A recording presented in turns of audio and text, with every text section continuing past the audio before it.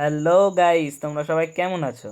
অবশ্যই কমেন্ট বক্সে জানিয়ে তোমরা সবাই কেমন আছো। আর যা গরম পড়েছে সবার ভালো থাকার কথাও না। আর তারপরে দেখো আমার চুলটাও বড় হয়ে গিয়েছে গরমের মধ্যে। তো বাড়ির থেকে বলছে যে চুল দাড়িটা একটু কেটে আইগা, অনেকটাই বড় হয়ে গিয়েছে আর গরমে।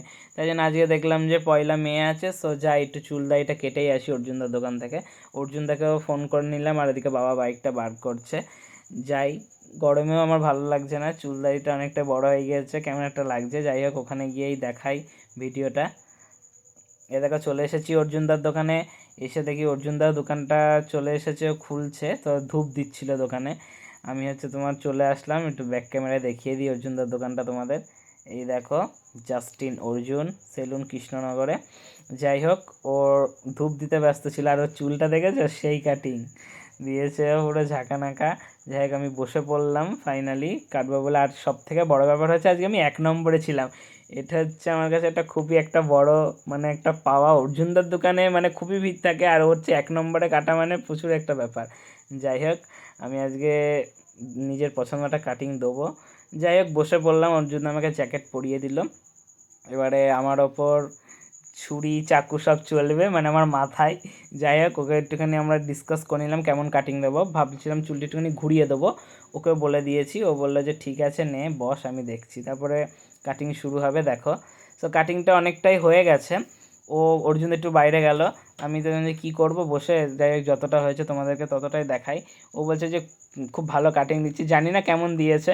যাই হোক, আমার তো মোটামুটি লাগলো।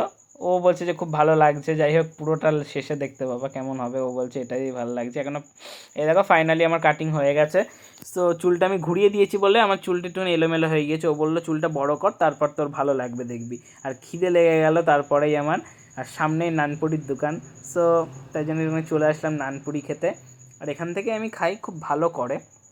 যাই হোক, সামনে একটা খাবারের জিনিস দেখলে অনেকক্ষণ না খেয়ে তো খিদে লাগে, আর খুব সুন্দর করেছিল। তারপরে আমি চলে আসলাম স্টাইল বাজার। স্টাইল বাজারে কি করব? স্টাইল বাজারে হচ্ছে আমি একটা ফেস ওয়াশ নেবো। সো স্টাইল বাজারে অফার দেয় অনেক সময়। স্টাইল বাজারে থেকে আমি নিই, অনেক দিন পর পর আসি।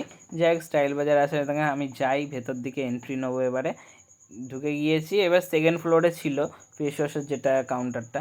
সো আমি ওপরের দিকে যাচ্ছি, আর যেই একটা দিদি থাকে, এ দেখো সেই দিদিটার কাছে চলে আসলাম। দিদিটা খুবই ভালো, আর ব্যবহারটাও খুব ভালো।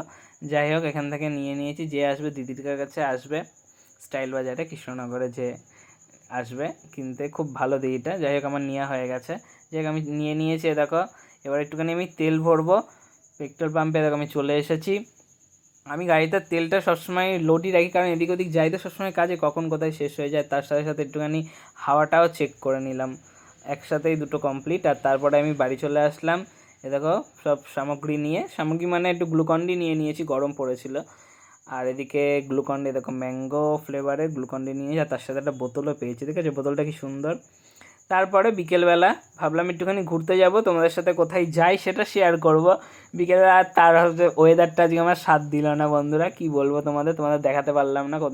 আমরা বিকেলে একটুখানি থাকলে আমি আর আমার কাকার ছেলে ভাই কোথায় যাই ঘুরতে, তোমাদের দেখাতাম।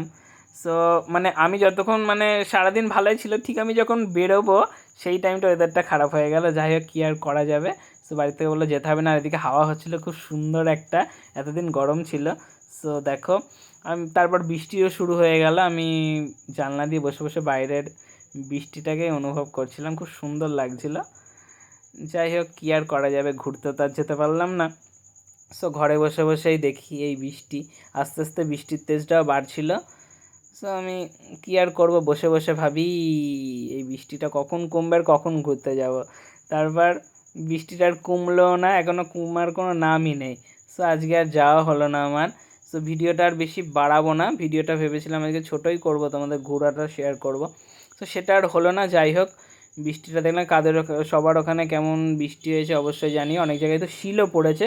সো আমাদের এখানে শিলটা পড়িনি, এখানে বৃষ্টিটা হয়েছে। সো দেখো কেমন লাগলো অবশ্যই। বাই।